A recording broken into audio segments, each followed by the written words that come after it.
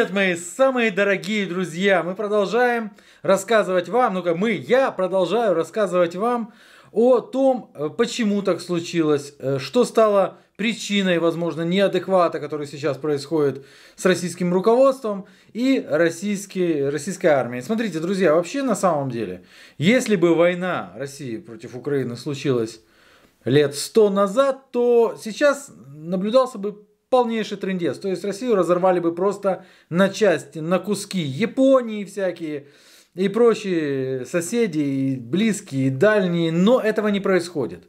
И вы знаете почему. Как там говорят, последний довод королей – это война.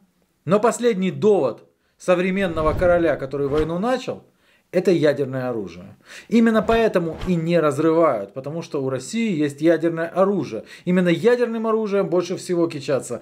В телеэфирах, всевозможные политики, некоторые призывают жахнуть наконец-то превентивным ударом и так далее. Мы, безусловно, используем все имеющиеся в нашем распоряжении средства.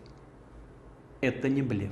Ядерное оружие. Когда-то давно у России было 55 тысяч, давайте так, у Советского Союза было 55 тысяч ядерных боеголовок. Сейчас их стало, конечно, меньше. Все русские ракеты размещены на базах, на авианосцах. Говорят, что некоторые находятся в автономном режиме.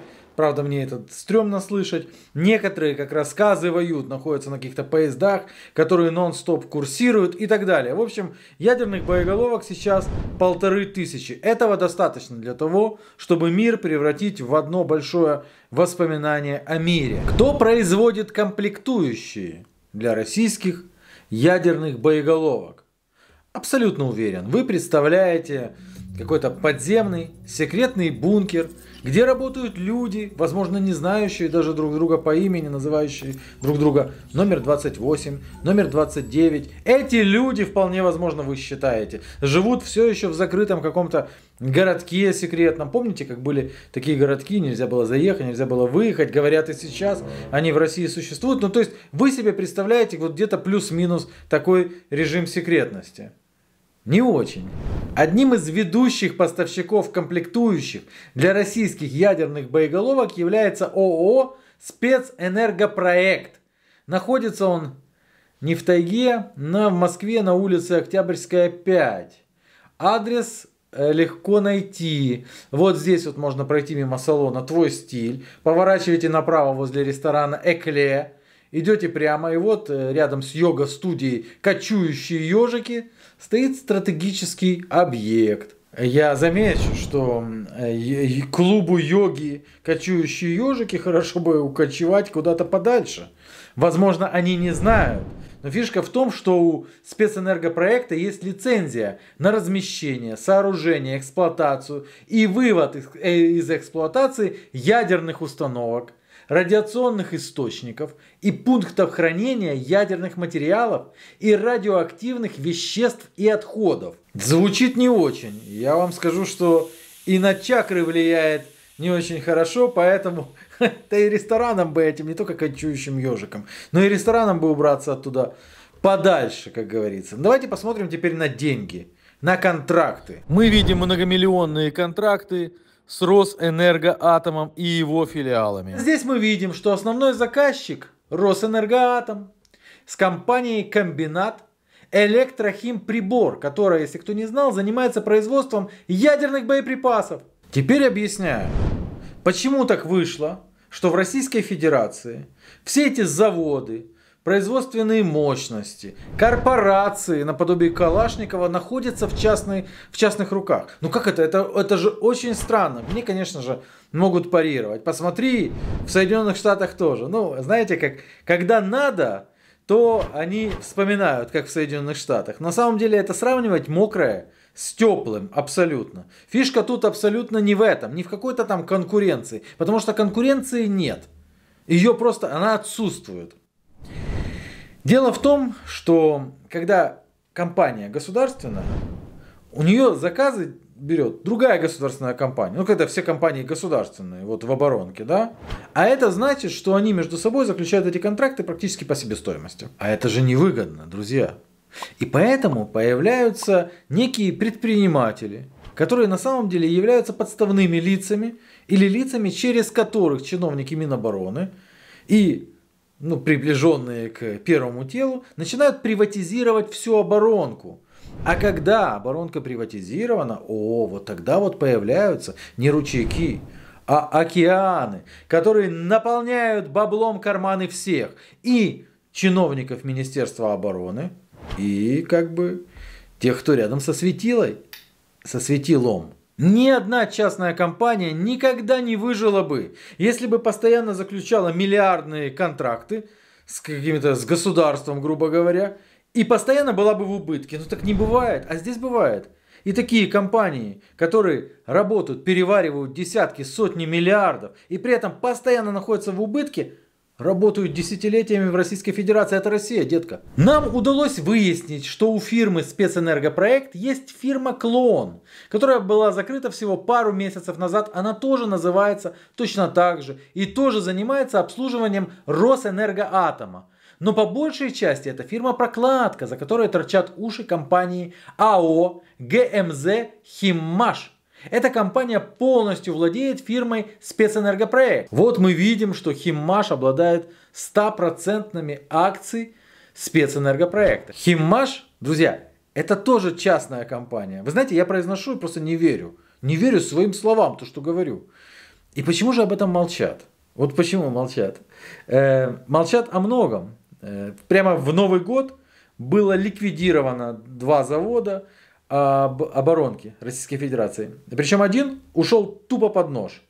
Его купил некий предприниматель за 5 копеек. И даже никто не скрывает, что его просто собираются порезать и продать в качестве металлолома, чисто как лом. Ну а здесь почему молчат? Что такое «Химмаш»? Эта компания также работает поставщиком у Росэнергоатом и вместе с другими госкомпаниями в сфере ядерных технологий и заключает с ними контракты на десятки триллионов рублей. Кстати, вот она находится также не в секретном месте в городе Москва, а Оболенский переулок 9, как раз возле школы 57 и жилого комплекса Оболенский. Интересно, что частная компания «Химмаш», которая заключает контракты на миллиарды рублей, работает уже 20 лет. И это действительно интересно, потому что это фантастика. Все 20 лет эта компания имеет нулевую прибыль. Один раз в 2015 году что-то стрельнуло на 100 миллионов рублей за год, а потом каждый год спад. Заработали и разорились. По нулям, по нулям, по нулям. Конечно же, все мы понимаем, что никакое там по нулям и близко нет. На самом деле компания очень и очень успешная. И именно поэтому она продолжает заключать эти многомиллиардные сделки. Но если ты покажешь прибыль, тебе же надо будет платить налоги. Кому? Российской Федерации? Что? Но никто на это не пойдет, потому что на тебя будут смотреть как на лоха-неудачника. Тебе Шойгу руку не протянет. На рыбалку тебя никто не пригласит. Да нафиг. Это глупо. Короче, на вершине этой пирамиды, в которую вбухиваются миллиарды и от которой зависит безопасность Российской Федерации, от которой зависит то, что на Российскую Федерацию никто не нападет, даже что бы там ни было, даже если они с рогатками будут выходить на поле, российские солдаты, если они будут одеты в сандалии, я не знаю, рваные, на них все равно на Российскую Федерацию не нападут из-за ядерного оружия. А может быть и нет, но дождитесь конца этого видео. Смотрите, дорогие друзья, во главе этой пирамиды стоит компания «Спецэнергопроект». И у компании «Спецэнергопроект», конечно же, должно быть лицо, должно быть имя и фамилия. И они есть у этой компании. Имя и фамилия. Украинская причем. Знакомьтесь. Это Станислав Олещенко.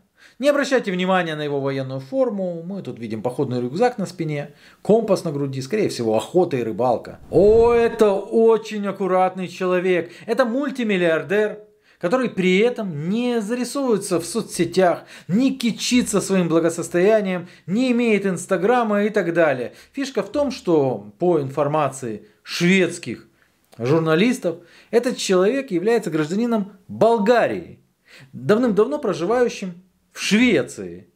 Там на острове таком, в архипелаге этом, как его, Стокгольмском архипелаге. Смотрите, вот какой дом Олещенко строит прямо на берегу. Это публикует шведская газета.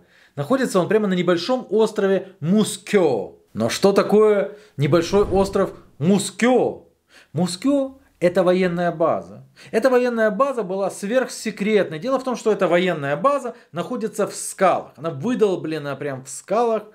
И даже там есть защита от ядерного удара. В свое время она была законсервирована, потому что, ну, как бы все, разрядка. А в 2019 году в связи с российской угрозой ее вновь расконсервировали. И вот на этой военной базе там живет 270 человек. И внезапно на острове, небольшом острове, где находится эта секретная военная база, внезапно строит свой дом человек, который производит комплектующие для ядерного оружия в Российской Федерации. Что-то здесь не так. То есть это настоящая антироссийская военная база, где находится руководство ВМС Швеции, которой принадлежит остров. В чем же дело? Почему Олещенко, который является руководителем такой секретной, как будто бы компании, производящей такие компоненты для ядерного оружия, вы понимаете вообще, да, о чем идет речь? То есть, если вы не понимаете, вы обратитесь там к истории, к каким-то источникам и посмотрите, в каких условиях жили люди, даже близко имевшие отношение к производству такого оружия в Советском Союзе. Когда мы работали в этом бараке, весь плутоний, который был для первой атомной бомбы, все было получено вот в этих бараках. Если вы захотите найти аналогичную информацию про людей, которые живут, ну, там, в Соединенных Штатах, так вы ее вряд ли найдете, вот в чем дело. А здесь этот человек проживает прямо там. Знаете, это может быть и удобно. Вышел из дома и сразу по-шведски что-то крикнул, к тебе подбежал офицер, и ты ему дал весь расклад, к примеру, об уязвимостях ядерного оружия Российской Федерации, ядерного щита Российской Федерации, об уязвимостях ракет, ядерных ракет Российской Федерации, о том, как они функционируют и как их можно... В общем, жил он там себе тихонечко, но вот незадача, тупые местные жители подняли шум, не дают спокойно пожить. Дело в том, что Олещенко, по их информации, получил в собственность от шведских военных кусок прибрежной зоны 1,6 гектаров и начал там строительство. Ох и странная история, друзья. Ну как, на каком же основании они вдруг российскому ядерщику дают вдруг 1,6 гектаров земли? Они что, каждому дают? Как вы думаете? На острове с военной базой. Я думаю, далеко не каждому. А ему дали.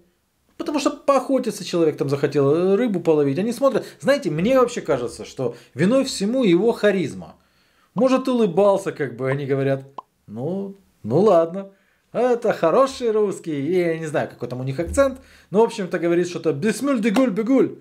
Живи. Европейские же жители начали по скудоумию привлекать прессу и местных депутатов, потому что заподозрили что-то неладное, не понимая, что это, возможно, операция самой Швеции.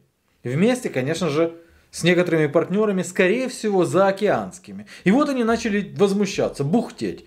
Надо тут посмотреть, все выяснилось, что у господина ядерщика есть еще и квартиры и гаражи в центре Стокгольма. А потом журналисты узнали, что его семья с 2008 проживает на последнем этаже дома Хумлегарден в Эстермальме площадью 270 квадратных метров. Начали рыть долбаные землеройки дальше. И выяснилось, что он вообще не имеет права жить в Швеции. И что он задолжал Швеции? 224 миллиона 604 тысячи крон. Журналисты сообщают, что благодаря тому, что общество начало давить, мол, что это все значит, имущество господина олигарха, его же он же производитель ядерных боеголовок для ракет ядерных российских. Короче, его имущество там было арестовано. 96 миллионов долларов. Имущество было заморожено. Но вмешалось какое-то чудо. И вдруг имущество было разморожено и возвращено владельцу. А общественность не унималась. Все воняли и воняли.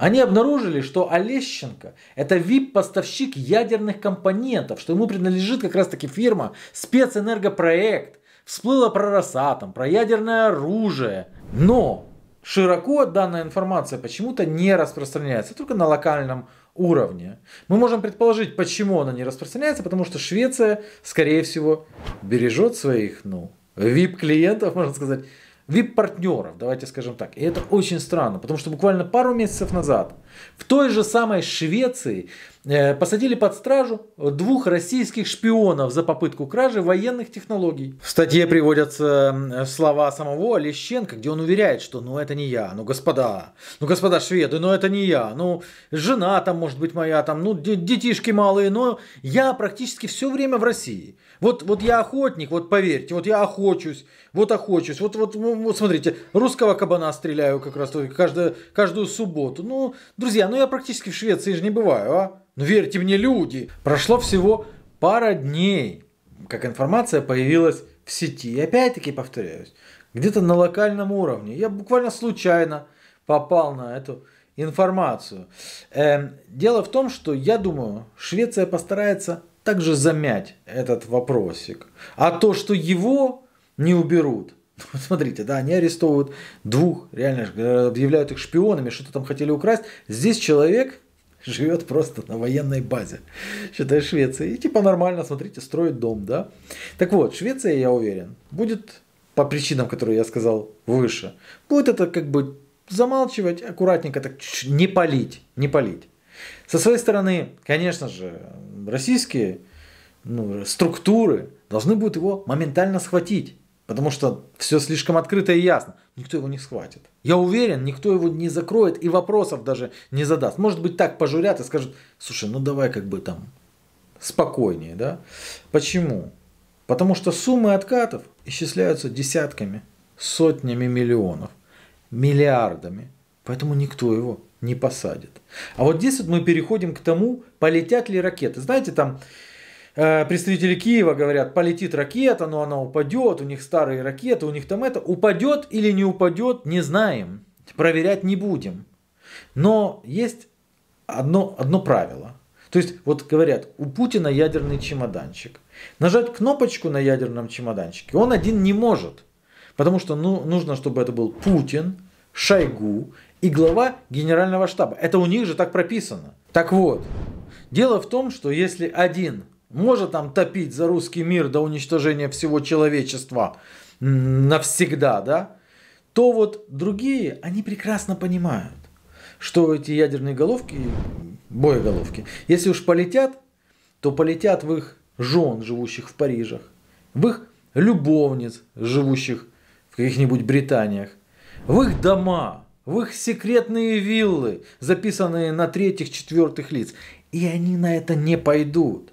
И это хорошо, потому что благодаря коррупции они сохранят планету от уничтожения. Я считаю, им хорошо было бы выписать благодарность, если бы не знать, что они на это все готовы пойти, то есть готовы пойти, чтобы сдать своего шефа, просто для того, чтобы сохранить свое имущество. Вот и все. Больше никаких других причин. Здесь, смотрите, 2 составляющие. Почему на ядерном оружии, именно здесь, на этих разработках, так выгодно, сладко воровать? Полная секретность. Все засекречено. Закупки. Все засекречено. Контракты, которые я вам показал, это просто маленькая вершина айсберга. И вторая причина. Если вдруг начнется ядерная война и выяснится, что 99% российских ядерных боеголовок не могут взлететь, то Путин разозлиться не успеет. Друзья, на этом все. Если вы не поняли, что я вам только что рассказал, если вы не понимаете глубины того, что я вам рассказал, вы можете еще раз пересмотреть видео, а также попросить своих товарищей, у которых промыт мозг федеральными каналами, попросить их тоже это посмотреть и послушать их аргументацию. У меня пока что все. Привет от украинца из Испании.